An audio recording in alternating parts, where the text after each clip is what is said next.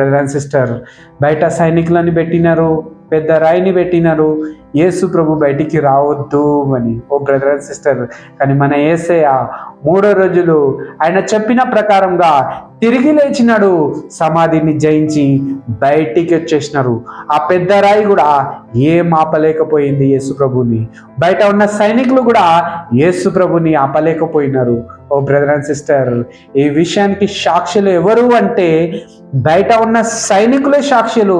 యేసు ప్రభు తిరిగి లేచిండు అని, సమాధిని జయించి ఆయన తిరిగి లేచిండు అని, యేసు ప్రభు తిరిగి లేచిండని ఈ విషయం మాత్రము అక్కడున్న సైనికులకు తెలుసు. ఓ బ్రదర్ అండ్ సిస్టర్, ఈరోజు దేవుడు ఈ వాక్యం ద్వారా మాట్లాడుతున్నారు.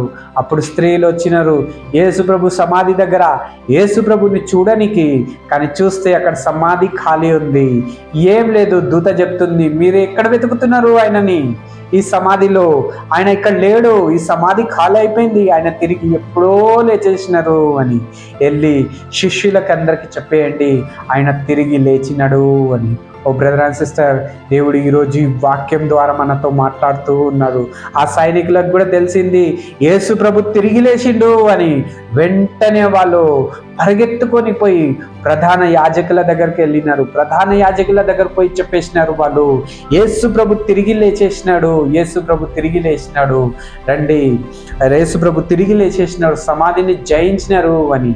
ఎప్పుడైతే ప్రధాన యాజకులకు తెలిసింది యేసు ప్రభు తిరిగి లేచినాడు అని, వెంటనే వాళ్ళకి భయమైంది.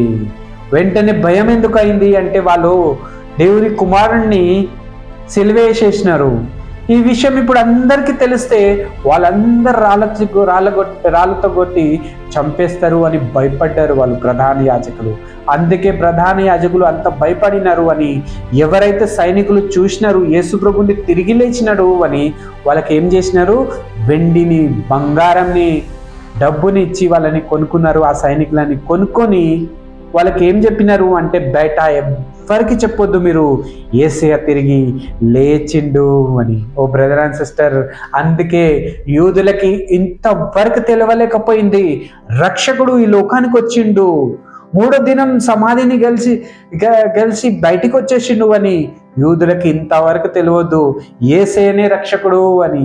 యూదులకి ఇంతవరకు తెలియదు యేసయ్య రక్తమే పాపాన్ని క్షమిస్తుంది, యేసయ్య రక్తంతో కడగబడితేనే మనకు క్షమాపణ దొరుకుతుంది అని.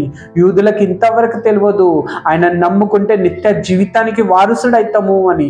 యూదులకి ఇంతవరకు తెలియదు మార్గము, సత్యము, జీవము నేనే అని అన్నాడు అని, యేసయ్య అని.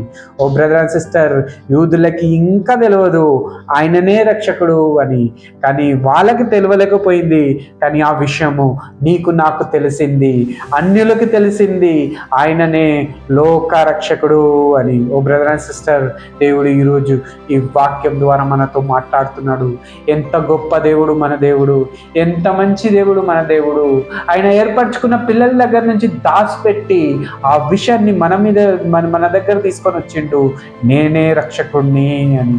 ఓ బ్రదర్ అండ్ సిస్టర్, దేవుడు ఈరోజు ఈ వాక్యం ద్వారా మనతో మాట్లాడుతూ ఉన్నాడు. ఒకవేళ నువ్వు కూడా ఇంకా దేవుని నమ్ముకోలేదా? యేసయ్య గురించి తెలిసి కూడా ఇంకా నీ పాపాలని ఒప్పుకోలేదా? నీ పాపాలు క్షమించబడలేదా?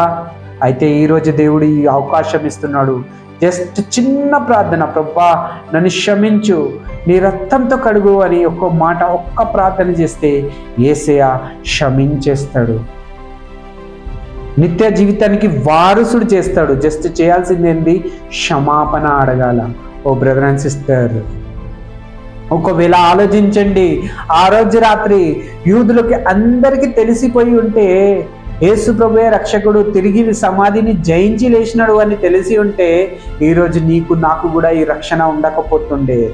ఈరోజు నీకు నాకు కూడా ఈ చర్చెస్ ఉండకపోతుండే. ఈరోజు నీకు నాకు కూడా నా చేతిలో బైబిల్ ఉండకపోతుండే. ఎందుకంటే వాళ్ళు సొంత పిల్లలు, ఏర్పరచుకున్న పిల్లలు, వాళ్ళు తిరిగి ఇంటికి వచ్చేస్తే తండ్రి వెళ్ళిపోతుండే.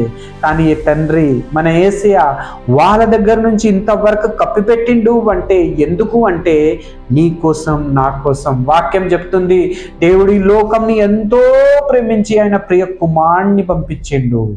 ఏ దేవుడు అప్పుడు ఆ రోజు యూదుల రక్షణ గురించి ఆలోచించలేదు. ఈ లోకంలో ఉన్న ప్రతి ఒక్కరి రక్షణ పొందాలా, ప్రతి ఒక్కరు యేసయ్య రక్షకుడు అని తెలుసుకోవాలా అని ఆ రోజు యూదుల దగ్గర ఆ విషయం కప్పబడింది.